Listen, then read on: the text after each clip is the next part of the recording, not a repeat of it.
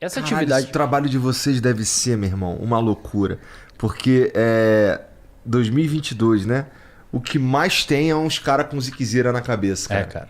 Eu diria que o volume de atendimento nos últimos 3 anos aumentou bastante, explodiu. E algumas coisas novas, cara. Problema com pornografia.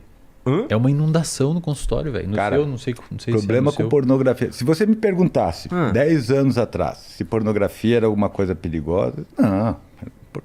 Hoje pornografia é pior que cocaína. É mais fácil tratar um viciado em cocaína do que um viciado em pornografia. É foda, velho. Que isso, cara? Punhetinha do mal. No banheiro do trabalho. Punhetinha do mal, não associação entre pornografia e punheta. Como assim? Porque punheta sem pornografia, você vai bater uma. Certo? Agora com pornografia, toda hora que você estiver entediado, você vai acessar a pornografia e vai bater uma punheta. O cara não tá batendo punheta porque ele tá com tesão. Ele tá batendo punheta porque ele tá entediado, porque a dopamina do cérebro dele baixou. Que pira, cara. Qualquer vício ou comportamento que envolve dependência, basicamente 2 coisas ativam aquele vício. Tédio, isso as pessoas muitas vezes não sacam, e o estímulo de querer aquilo. Muitas vezes você busca uma droga porque você viu alguma pista ambiental que relaciona você a buscar aquela droga. O pessoal tem que entender uma parada, Igor, que vício ele é extremamente contextual. Por exemplo, se você tem problema com álcool, normalmente você vai ter vontade de beber álcool quando você está com um amigo que bebe álcool com você, ou quando você vai ao bar que você normalmente bebe álcool, ou uma contextualização temporal. O seu cérebro sabe que chegou sexta-feira e começa a te dar vontade de beber álcool. O seu cérebro sabe calcular tempo, cara. Sabe calcular tempo. Pornografia tem bons estudos mostrando que no cérebro a pornografia atua nas mesmas regiões e pelos mesmos mecanismos de outras drogas. Então você vê uma pista, sei lá, uma mina com uns peitão no TikTok dançando. Aquilo ali liga umas regiões no seu cérebro, no Instagram. Uma gostosa no Instagram. Liga uma região no seu cérebro que a gente chama de área tegmentar ventral, não precisamos saber esses nomes. ATV, essa área joga neurônios, que são células do seu cérebro, tem ramificações de neurônios até uma região chamada núcleo acumbente, numa regiãozinha chamada estriado ventral. Fica no prosencéfalo basal. E lá... vocês não precisam saber desses nomes aí, cara. Mas é importante falar, meu. A galera que estuda isso daí, que depois gosta de pesquisar. E esses neurônios vomitam ali um neurotransmissor chamado dopamina. Isso você já ouviu falar? Esse já. E te dá motivação em acessar a pornografia e fazer aquilo. Motivação e prazer. Só que o que acontece, cara? Não é só... O cara não tá sentindo tesão de verdade. Não, cara. Ele acha que tá, mas não tá. Não, ele nem sabe que tá sentindo tesão. Ele tá ali de bobeira, daí começa a bater o tédio, ele tá com o celular e vai acessar o celular. Porque ele não tá querendo dar uma gozada, ele tá querendo dar uma liberada de dopamina no núcleo acumbente. Cara, entendi. Só que qual que é o problema, meu? Esse núcleo acumbente... ele fica ao lado de uma região chamada de estriado dorsal. E a região do estriado dorsal é a região do nosso cérebro onde estão os vícios. Então você começa a liberar muita substância aqui por um mecanismo chamado de neuroplasticidade, ou seja, mudança conformacional do seu cérebro. Aquela circuitaria envolvida pela punheta migra... Desculpa. É legal que o cara tá falando um monte de termo técnico. O cara vai o estriado dorsal. O estriado dorsal. Olha, a punheta vai lá pro núcleo caudado. Cara, e essa circuitaria começa a migrar, cara. E aí você começa a formar um processo de dependência. O seu comportamento começa a precisar daquilo ali. E aí forma um vício. Que pira. E aí tem uma coisa interessante nisso, né, cara? Porque daí, por exemplo... Tá, mas por que você não consegue parar a pornografia? Porque, então eu não quero... fazer pornografia. Porque a partir do momento que ela começa a dorsalizar, que nem ele está falando, né, ela vai criando uma rede, porque ele falou, é a rede do vício, não, é a rede do hábito. É o mesmo lugar. Você é cheio de hábito. Ali, na neuropsicologia, a gente diz que ali é a formação de esquemas, onde você forma aqueles comportamentos habituais que você não precisa prestar tanta atenção. Que você faz, tipo, dirigir carro. Cara, isso é muito estranho. Outro dia, cara... desculpa te interromper, mas é que assim, sobre isso é muito... Outro dia eu tava aqui, e aí eu entrei no carro, e aí depois eu tava em casa. Isso, porque você não precisa... Eu fiquei assim, caralho! Você não precisa dar atenção pra fazer isso. Eu fico com medo, assim, às vezes eu fico assim, caralho, eu parei no sinal, Eu não lembro mais, tá ligado? É automatizou automaticaço. E isso que aconteceu no seu cérebro acontece no mesmo lugar que os vícios. Isso. Ou seja, no cérebro, cara, presta atenção no que eu vou te falar agora, velho. No cérebro, um vício é um hábito. É a mesma coisa. Um super hábito, um hiper Um hábito. vício é um hiperhábito. Você faz aquilo automático e não consegue controlar. É louco isso, né? Caraca. E o ambiente aciona. Muito legal. Hã? E o ambiente aciona. Mas eu ia te falar que essa rede dorsal, ela começa a operar automaticamente. Né? Então, por exemplo, o que acontece? Você está dirigindo o teu carro, você está no automático. Mas se acontece alguma coisa, você sai do automático e aquelas informações voltam para tua consciência. Aham. Então você começa a prestar atenção naquilo. E Certo. eu imagino que existem técnicas, porque assim, isso é bom? Cara, é bom porque imagina o seguinte, o nosso cérebro ele gasta muita energia. É o segundo sistema que mais gasta energia, só pede para o sistema digestivo. A gente gasta 20% dos metabólitos e 15% do oxigênio. E tem 2% do tamanho do corpo. O negócio tem 1,8 kg, 1,6 kg. Tá. Certo? É Cara? caro. Então é muito caro. Essa região, que é o córtex pré-frontal, ela é muito mais cara ainda. Tá. Porque ela É tem que é a muitas região que a gente está pensando. Isso, porque ela é neocortical, ela tem muitas camadas de neurônios Tá. ali, certo? Então, exige muito energia. Então, se você automatizar as coisas, você pode usar menos o córtex pré-frontal. Então, Tá. imagina, lembra quando você começou a aprender a dirigir? Aham. Você tinha que Foco prestar atenção. total. Foco total. Isso. Foco total. Agora você já dirige.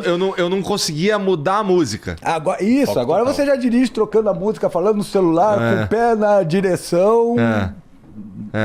Tá. É mas... importante pra gente conseguir. Pensa assim, ó, essa região que forma os hábitos e os vícios, ela é mais lá pro meio, é mais ou menos como se fosse entre as suas duas orelhas, bem no meio das suas duas orelhas, no meio do cérebro, Tá. essa região dos vícios e dos hábitos.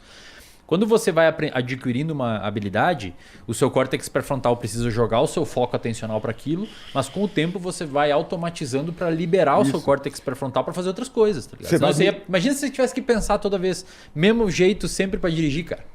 Canseira que não ia loucura. ser dirigir. É. Você vai migrando isso para essa região que ele falou, que a gente chama de núcleos basais. São 3 núcleos principais, putame, caudado e globo pálido, né? E abaixo tem esses núcleos que ele falou, daí tem uns outros núcleozinhos. E no meio disso tudo a punheta. A punheta vai entrar ali exatamente nessa região. Mas o que acontece, velho? Geralmente a gente tem um circuito que envolve o córtex pré-frontal, órbito frontal, que é uma parte dele, que, de certa forma, ela avalia o contexto, o gasto energético e quanto que eu vou ganhar por aquilo, certo? E ela depende de dopamina também. Essa área, especialmente, ela tem uma habilidade muito bacana. Ela freia o nosso comportamento. É um núcleo que está ligado a inibir os nossos comportamentos. A gente chama de comportamento inibitório, né? Então ela analisa uma coisa, se ela vê que não vai dar muito certo, se o custo é muito alto, ela puxa o freio daquilo.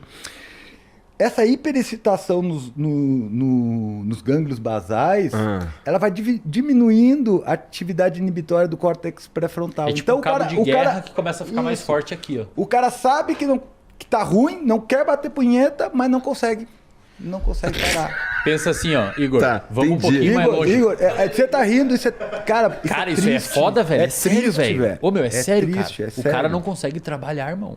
Que isso, É cara? sério, velho. Eu tô falando sério, cara. É uma os psicólogos que estão assistindo aqui me dizem se eu tô mentindo. Mas aí, é uma mas epidemia isso na daí, clínica, velho. isso é causado pelo cara que começou a ver uma putaria de sacanagem, não sei o quê. O que causa isso? É o excesso? Pensa assim, ó. Perdão, Fábio, deixa eu só concluir um Por pouquinho favor, desculpa, por só pra gentileza. galera entender. O Fábio explicou que você tem um cabo de guerra entre o seu córtex pré-frontal que inibe o comportamento e as regiões mais lá do meio do cérebro que fazem você querer aquele comportamento recompensador. Ok?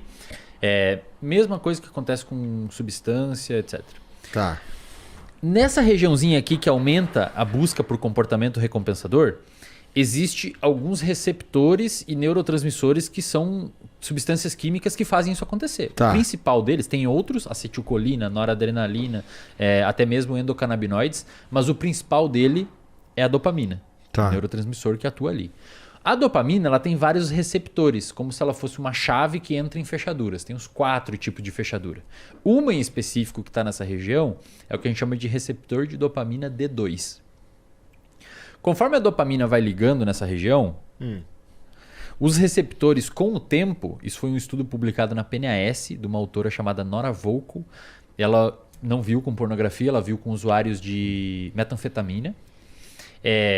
Essa dopamina liberada ali começa a internalizar os receptores. Então o receptor está na membrana e eles começam a vir para dentro da célula, deixando menos receptor ali, fazendo com que exista uma necessidade de mais liberação de dopamina para alcançar o mesmo barato. Entendi. Isso é um dos mecanismos da dependência. Mas olha que interessante, cara, e explicando o que o Fábio mostrou. Essa diminuição de receptores ali devido ao grande vômito de dopamina ali em cima, existe uma associação, a gente não sabe se é causal, mas quanto menos receptor você tem, menos o seu córtex pré-frontal está funcionando direito. Em outras palavras, menos poder o córtex pré-frontal tem de frear o comportamento.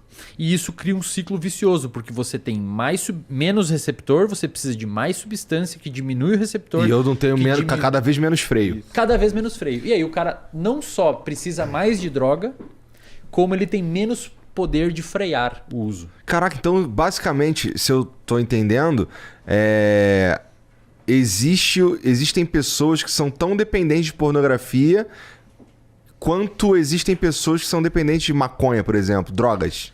Qualquer maconha, cocaína, exatamente. Dá pra considerar a pornografia uma droga do ponto de vista que vocês estão... Dá pra considerar o uso de cocaína um hábito. Tá. Isso. Tá.